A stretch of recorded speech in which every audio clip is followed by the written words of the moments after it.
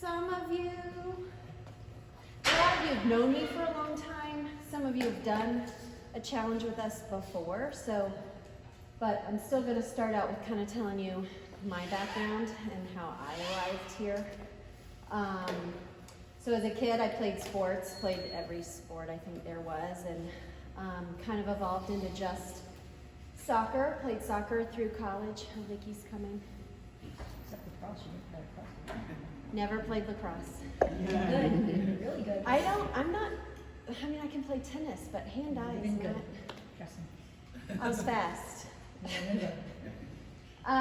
But grew up playing sports, played soccer through college, always had a great appetite, always enjoyed eating, wasn't picky, ate anything, and was able to get by with that. Turn right. You have a right. Vicky, you don't have to get to that married by now. You're like, her car goes a little by now. 4 years now.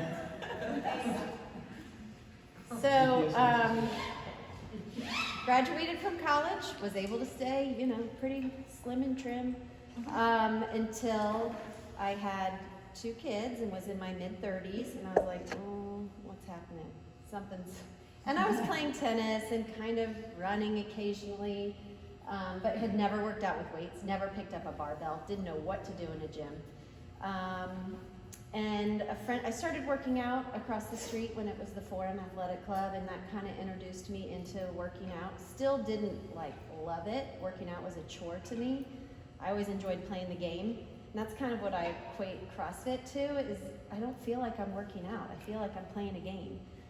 So it makes it more fun. So fast forward, about 9 years ago, a friend of mine talked me into coming here. I thought this was stupid. I'd see her bloody hands. I'm like, I'm not gonna like that.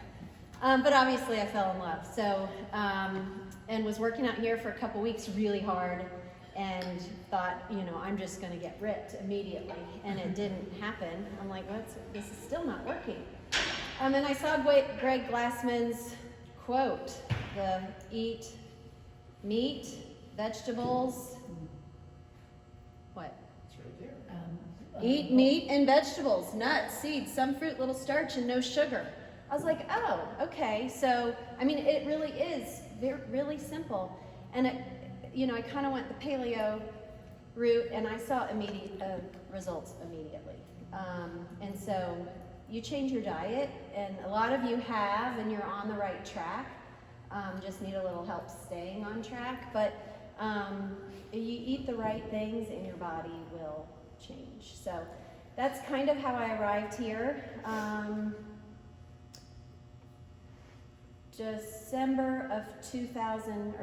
October of 2018, I did the Precision Nutrition certification, got certified January of last year.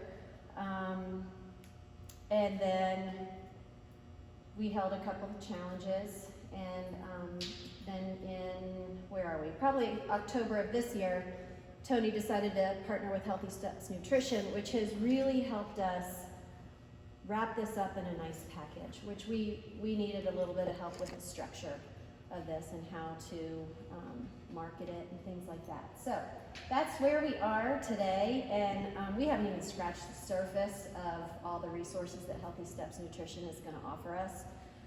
But it's really great, and I'm excited. So with that said, we'll get started. And I don't have a cute little remote, so You want me to be your Vanna? yeah. I'll just thumbs up in you. So you guys know, Tony said, nutrition is the foundation, and if you don't change what you're eating, you can work out as hard as you want, and nothing's going to change. You change what you're eating, and you'll really start to see results.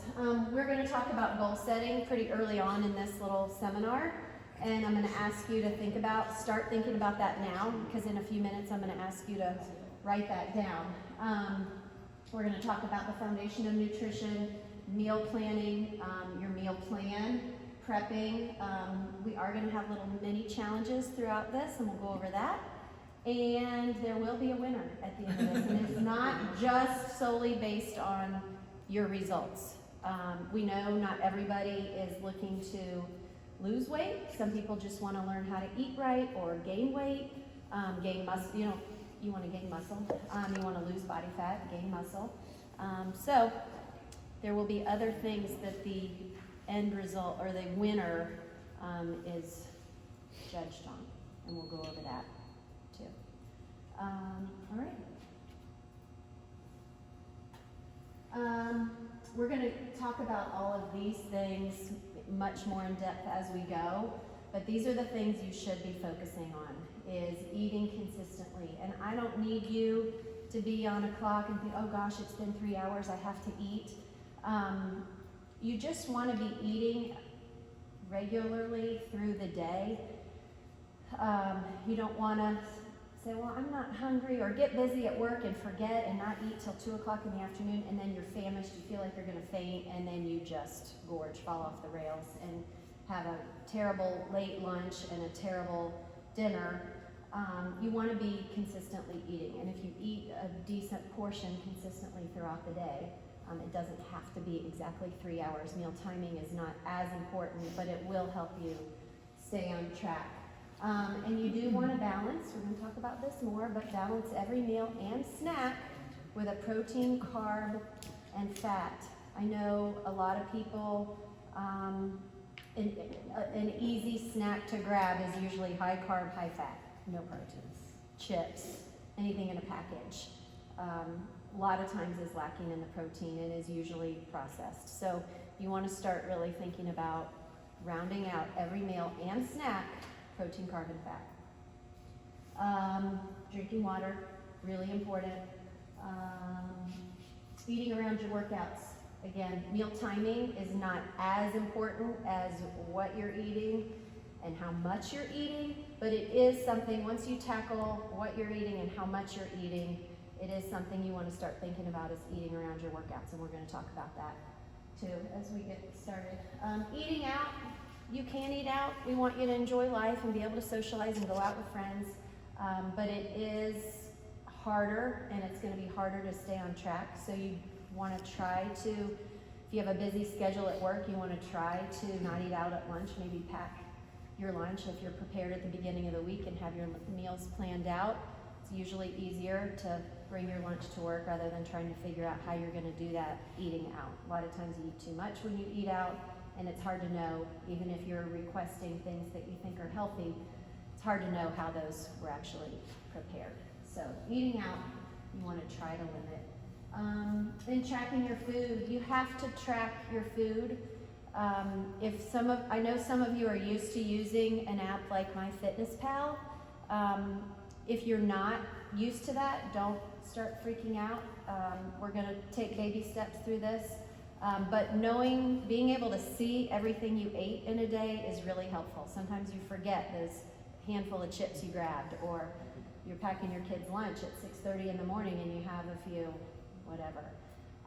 So you really need to write down, if you're not tracking in an app, write down what you eat. And in your folder is a food log sheet. If you're not using an app, you need to be writing down everything you eat, every meal.